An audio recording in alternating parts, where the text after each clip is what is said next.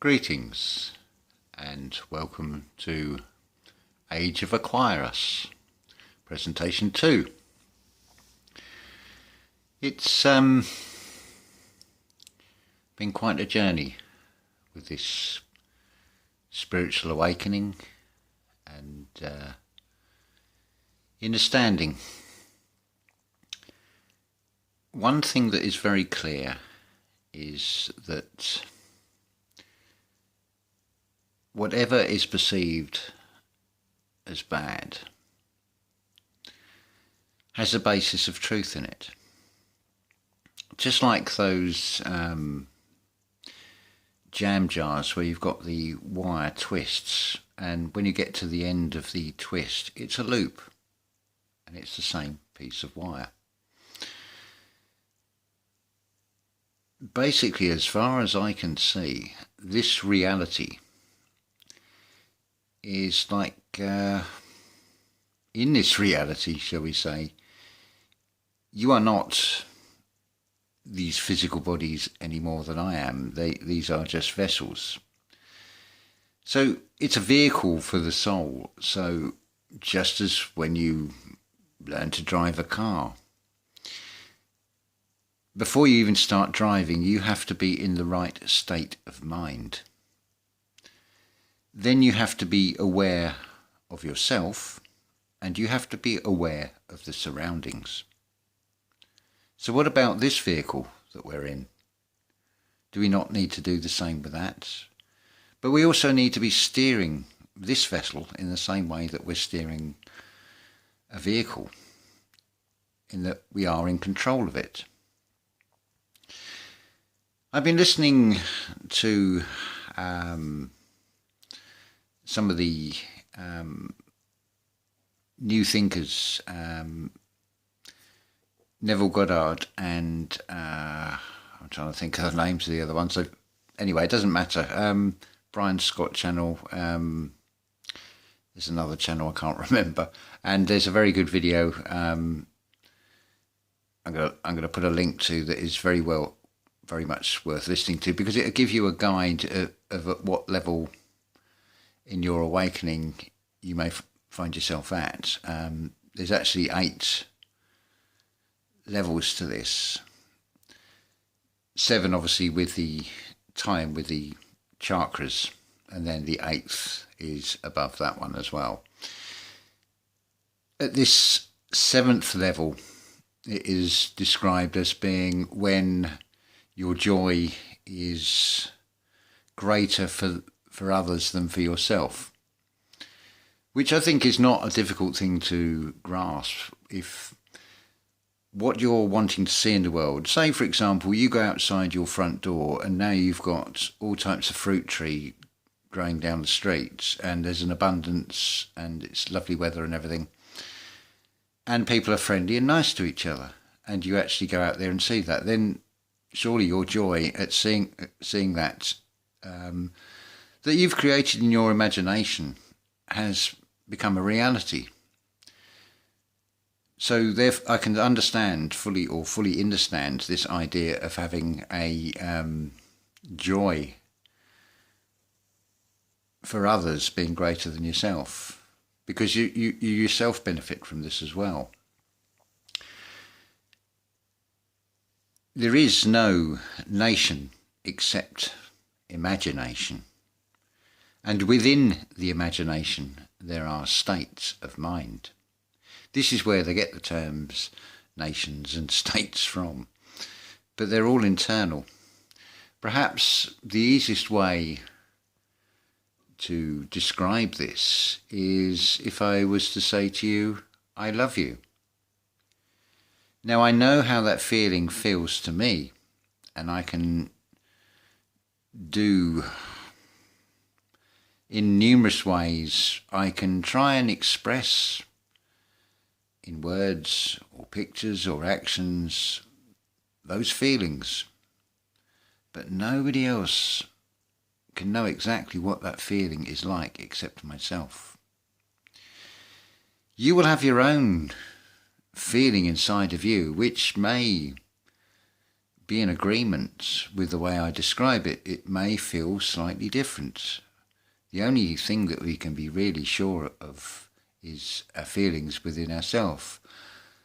So I feel love is the greatest proof that everything is within. But that doesn't mean we can't share it and change the reality around us. But one thing I have found, we could say, since I've been doing this conscious manifestation from creation and imagination with feeling, you have to actually be very specific what you ask for.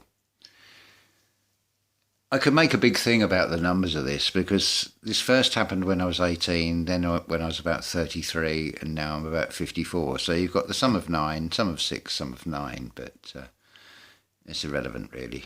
But the point is, I wanted to be given an opportunity to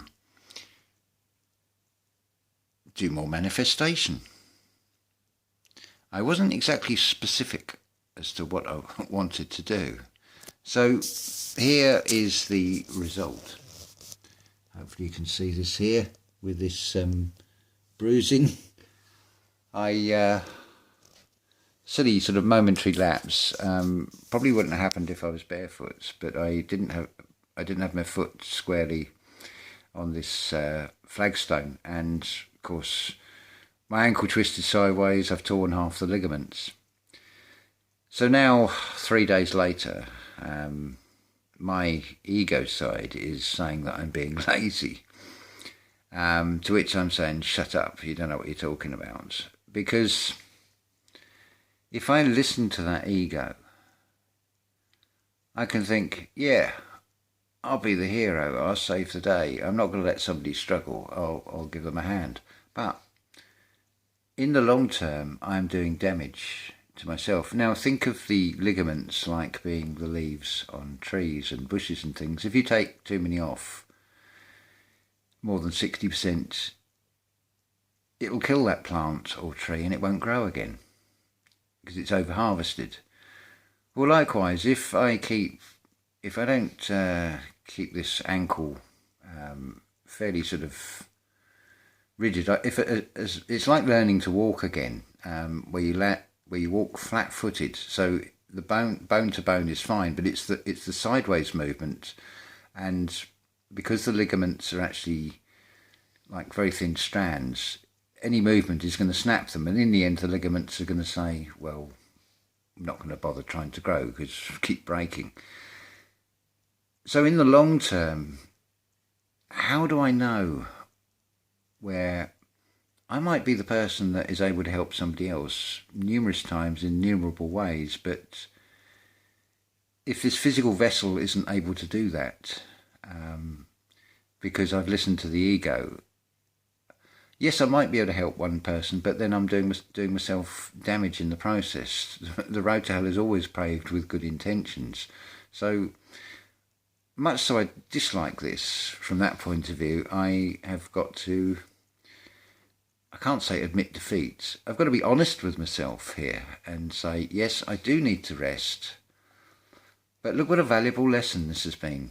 If I see this as an isolated event, yeah, it seems dreadful, but I'm not in any pain. I will say that. And compared to the previous 2 times, it is healing far more rapidly than it has done. It was I think a good 2 weeks on both previous occasions. And it's also something when you're thinking about off-grid living as well, the practicalities. Say, for example, tree houses, if you've got ropes and ladders to climb up, and if something like this happens, then I'm either going to be stuck in a tree house or I'm not going to be able to get in the tree house unless there is some sort of easy access. So it's something else, also a valuable thing to keep in mind for the physical practicalities in this reality. But this reality is all illusion. They are all contrasts. As far as I can see, what we actually are, we are this sun, this spirit that wanted to recognise and know itself, and to do that it needed contrast. Now, if you look at a book, you'll find the numbers. There are numbers on the pages. It's a way so when you look in the index, you can go directly to that page. So this is probably why we're subject to time, because it's a measurement. But it's like a theme park. You've got unlimited rides, unlimited times. You can keep going round and round and round. There doesn't seem to be a good or bad. Some of the decisions from perspectives of others, yeah, they will seem bad. But ultimately, there is no good or bad. They are all experiences. Who are we to judge as to whether a soul wants to go through the experience of, I don't know, being affected physically or mentally, and the experience of having a vaccine, for example? Because if ultimately there is a creator, it will have numerous and infinite experiences. But it is infinite, so it will just keep going round and round and round. It's working through this sun, which is in multiple forms in each and every one of us. This is why you can never see the creator in its true form, and yet you can, because we are all in the imagination. We are in the mind of this creator. We are passing thoughts. It is only when we allow that sun, from the place of the sun, the solar plexus, to rise within us, then we have the birth from above. I'm nowhere near that yet. I get the concept of it, but I still have to master the thought manifestation. I have to master being in control of the unconscious thoughts that spring up, the ones that pop into your mind. It's very much like creation. Well, it is creation, because they are seeds that go into the sort of egg, which is your sort of unconscious mind, which can just spring up when you think, oh, where did that thought come from? But what we must be careful of is to watch what type of seeds they are. We do not want genetically modified ones, for example. We do not want negative thoughts, because that's just going to create a monster. Remember, bad choices are still creating. It's like an open menu. You can have anything you want. You can have famine, you can have destruction, you can have death, and so on and so on. Or you can have beauty, you can have bliss, you can have heaven, you can have love, and anything in between. This is why effectively you've got talk of Jesus being son of Satan, and Lucifer being the light bearer. They're all aspects of the creator in various contrasting form. The creator is everything. It is everything. It is nothing, and it is all the space in between. So it is both ends of the spectrum, from the dark to the light, and all the colours. So you can say light is the absence of colour, black is the absorption of all colours, or the expression of all colours. Well, the creator is both ends of it. It's just experiences. It's our personalities and our egos, and very much that feeling of drowning when it's talking of surrendering that ego personality side over to the sleeping creator inside us. It's quite a big step to take that sort of goes against what our five senses are trying to sell us. But the five senses are in many ways the deceiver. Well, let's take the word life. What is life? Well, it's L-if-E. It's an angle, it's an L, if given energy. You give life to it when you give attention to it. So take one of the famous names. Bugs Bunny, for example, or Donald Duck. How real are they? You've all seen them, but are they real? Now, some of these cartoon characters can become something more human looking, like Fred or Wilma from Scooby-Doo, for example. You can still see their cartoons. Likewise with artists.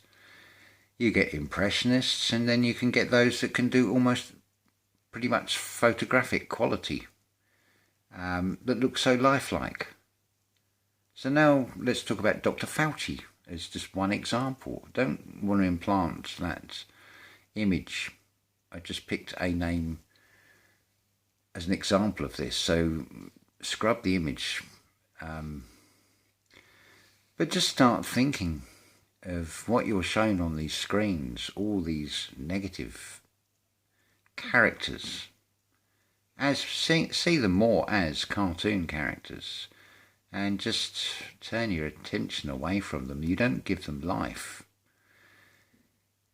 The laptop, for example, is based on the human mind. Well, let's work it the other way. Instead of, it might be an easier way for many of you, instead of seeing some of these ideas as bad seeds that you then want to take back out the ground in your mind, the seeds of thought in your garden, because we are in a kindergarten. It is said, well, a kindergarten is a kind of garden, is it not?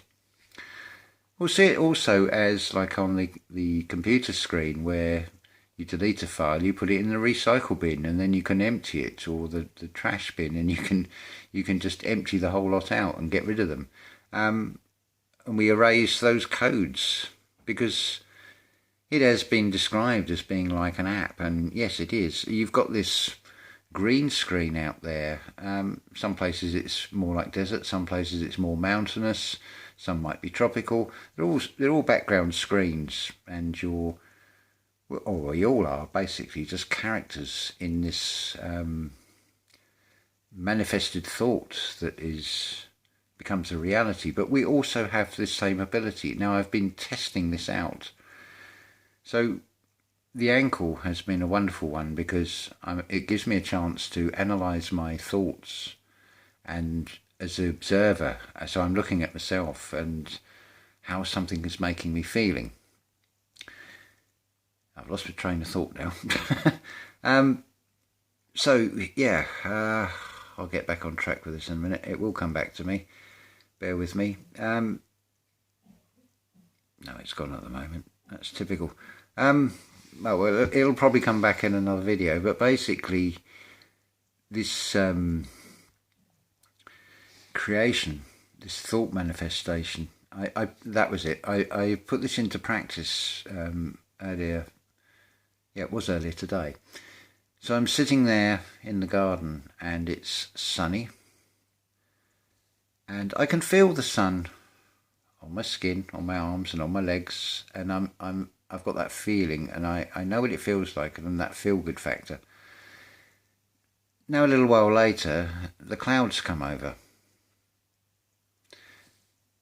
But in my mind, that's still fresh in my mind, I can imagine that sunlight and that feeling.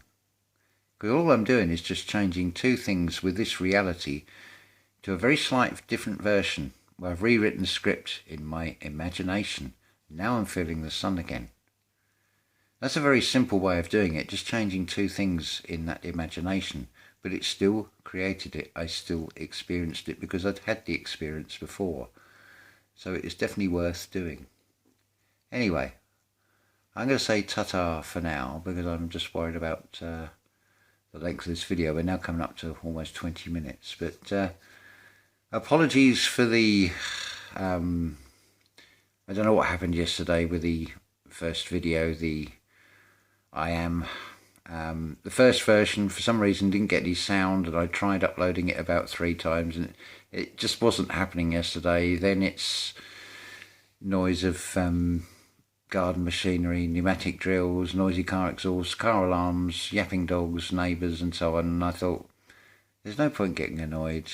There may be a reason why this is happening, where maybe I need to say something in a slightly different way. So I thought, okay, we can put this off to another day. So the first video and now the second one in this series. So hopefully that'll make sense to some of you out there, and maybe sort of put the jigsaw puzzle pieces together so you can... It's all about knowing yourself, finding out who you are, which big clue here is same as me. We're all one after all. And just mastering our thoughts, mastering how we feel things. And the highest feeling, the highest answer is always the right one, every time.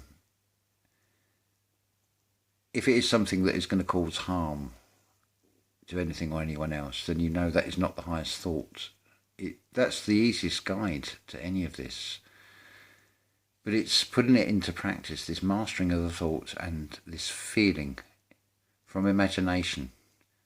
And then we create. And we can create the world around us, quite literally and figuratively, when we get to this level where we can all do this. Anyway, more as and when I put this into practice more and more, and I will share these experiences as I go. Whether they seem to be good or bad experiences, like the torn ligaments, but I'm not in any pain, and it's still been a wonderful teacher. So I will say ta-ta for now.